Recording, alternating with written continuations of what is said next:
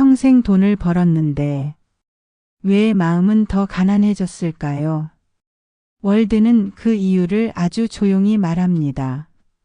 왜 그는 숲으로 갔는가? 월든이 우리에게 남긴 삶의 방식.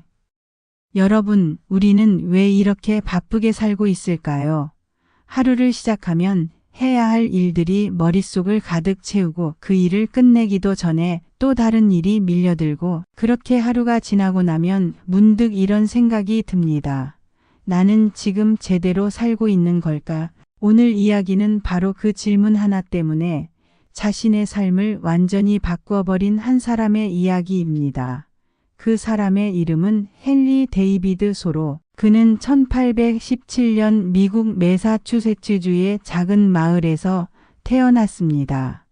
부유하지도 가난하지도 않은 평범한 가정이었지만 그는 어릴 때부터 세상을 바라보는 방식이 남들과 조금 달랐습니다. 사람들은 당연하게 받아들이는 것들에 대해 그는 늘 질문을 던졌고, 왜 사람들은 이렇게 사는지, 왜 같은 방식으로 반복하며 살아가는지에 대해 깊이 고민했습니다. 그는 하버드 대학에 들어가 공부를 했고, 당시 기준으로는 충분히 안정된 길을 선택할 수도 있었지만, 졸업 후 그가 느낀 것은 이상한 공허함이었습니다. 사람들은 성공을 이야기했고 돈을 이야기했지만 정작 삶 자체에 대해서는 이야기하지 않았기 때문입니다. 그는 잠시 교사가 되었지만 체벌을 거부했다는 이유로 학교를 떠났고, 이후에도 여러 일을 시도했지만 오래 머물지 못했습니다. 그것은 능력이 부족해서가 아니라 그의 마음이 그곳에 머물지 못했기 때문이었습니다. 그는 점점 더 분명하게 느끼기 시작합니다. 사람들이 살고 있는 이 방식이 어딘가 잘못되어 있다는 것을. 사람들은 돈을 벌기 위해 하루를 보내고 그 돈을 쓰기 위해 다시 일하며 그렇게 평생을 보내지만 정작 자신이 누구인지 무엇을 원하는지에 대해서는 깊이 생각하지 않는다는 것을 말입니다. 그는 이 삶을 조용한 절망 속에서 살아가는 삶이라고 표현했습니다. 겉으로는 멀쩡해 보이지만 속에서는 방향을 잃은 채 살아가는 상태. 그는 그 흐름 속에 자신을 그대로 맡길 수 없었습니다. 그래서 그는 선택을 합니다. 아주 단순하지만 동시에 매우 어려운 선택이었습니다. 잠시 멈추어 보는 것, 그리고 진짜 삶이 무엇인지 직접 확인해 보는 것이었습니다. 그는 도시를 떠나기로 결심했고 매사추세츠의 한적한 숲속에 있는 작은 호수 월든으로 향합니다. 그곳은 화려한 곳도 아니었고 편리한 시설이 있는 곳도 아니었습니다. 그저 조용한 물과 숲, 그리고 자연이 있는 곳이었습니다. 그는 그곳에서 직접 작은 오두막을 짓고 혼자 살기 시작합니다. 집을 짓는 일부터 시작해서 먹을 것을 구하고 장작을 패고 밭을 일구는 모든 일을 스스로 해야 했습니다. 사람들은 그를 이상하게 보았습니다. 왜 굳이 그렇게 불편하게 사느냐고 물었고 그는 이렇게 대답합니다. 나는 삶을 깊이 살고 싶었다고. 이 말은 단순한 문장이지만 그가 월든으로 들어간 이유를 모두 담고 있습니다. 그는 편안함보다 본질을 선택했고 익숙함보다 진실을 선택했습니다. 월든에서의 삶은 단순했습니다. 아침이 되면 해가 떠오르고 그는 그 빛을 그대로 맞이했고, 바람이 불면 바람을 느끼며 비가 오면 비를 받아들였습니다. 그는 자연 속에서 시간을 보내며 하나의 사실을 깨닫게 됩니다. 삶은 본래 복잡하지 않다는 것, 우리가 그것을 복잡하게 만들었을 뿐이라는 것. 그는 자신의 생활을 가능한 한 단순하게 유지했습니다. 필요한 것만 남기고 나머지는 내려놓았습니다. 그리고 그 과정에서 오히려 더 많은 것을 느끼게 됩니다. 그는 말합니다. 우리가 너무 많은 것을 가지고 있기 때문에 오히려 중요한 것을 보지 못하고 있다고. 물질은 편리함을 주지만 동시에 부담도 함께 준다는 것을 그는 몸소 경험합니다.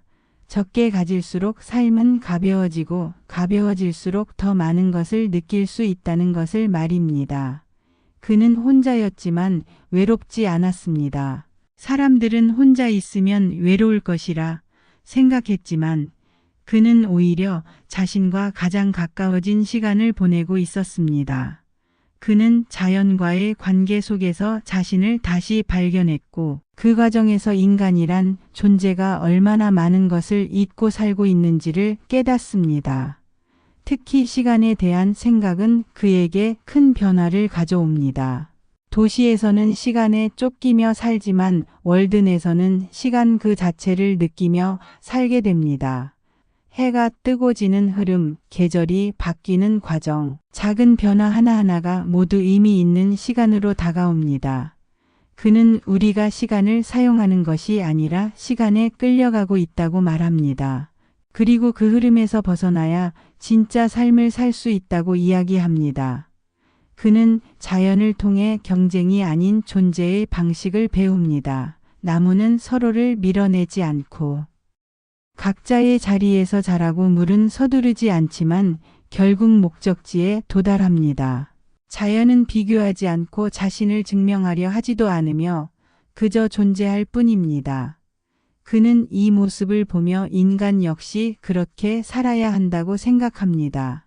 남과 비교하지 않고 자신의 속도로 자신의 방식으로 살아가는 것, 그것이 진짜 삶이라고 말입니다. 그는 월든에서 2년 남짓한 시간을 보낸 뒤 다시 세상으로 돌아옵니다. 많은 사람들이 그 이유를 궁금해했지만 그는 간단하게 말합니다. 나는 배울 것을 배웠기 때문이라고. 그에게 월드는 도피가 아니라 실험이었고 확인이었으며 준비의 시간이었습니다. 그는 그 경험을 바탕으로 책을 쓰게 되는데 그것이 바로 월든입니다.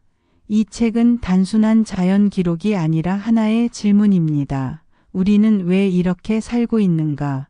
그리고 우리는 어떻게 살아야 하는가? 그는 답을 강요하지 않습니다. 다만 보여줄 뿐입니다. 다른 방식의 삶이 가능하다는 것을, 그리고 그 선택은 언제나 우리에게 열려 있다는 것을 말입니다. 여러분, 지금 우리는 숲에 살고 있지 않습니다. 우리는 도시 속에 살고 있고 바쁜 일상 속에 살아가고 있습니다. 하지만 중요한 것은 장소가 아닙니다. 삶의 태도입니다. 우리는 지금도 선택할 수 있습니다. 조금 덜 바쁘게 살 것인지, 조금 더 깊이 생각하며 살 것인지, 조금 더 나 자신으로 살 것인지 말입니다. 소로는 숲으로 들어갔지만 우리는 굳이 그럴 필요는 없습니다. 다만 잠시 멈추고 자신을 돌아보는 것, 그것만으로도 충분히 다른 삶이 시작될 수 있습니다. 여러분은 지금 어떤 삶을 살고 계십니까? 그리고 그 삶은 정말 여러분이 선택한 삶입니까? 만약 그렇지 않다면 지금 이 순간부터라도 바꿀 수 있습니다. 삶은 아직 끝나지 않았고 선택은 언제나 남아있기 때문입니다. 오늘 이야기는 여기까지입니다. 감사합니다.